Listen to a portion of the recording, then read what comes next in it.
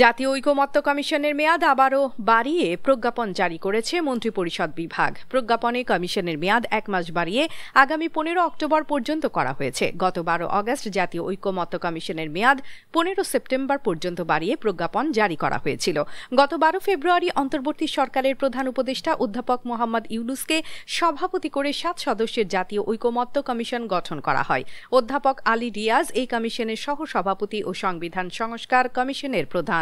এদিকে নির্বাচন ও সংবিধান সংস্কার ইস্যুতে আলোচনায় কোনো অগ্রগতি আসেনি। জাতীয় ঐকমত্য কমিশনের সভাপতি ও প্রধান উপদেষ্টা অধ্যাপক ড মোহাম্মদ ইউনুসের সভাপতিত্বে অনুষ্ঠিত আলোচনায় বিএনপি, জামাতে ইসলামী ও এনসিপি তাদের পূর্বের অবস্থানেই অনড় রয়েছে। বিএনপি স্পষ্টভাবে জানায়, আগামী ফেব্রুয়ারিতে জাতীয় নির্বাচন অনুষ্ঠিত হতে হবে।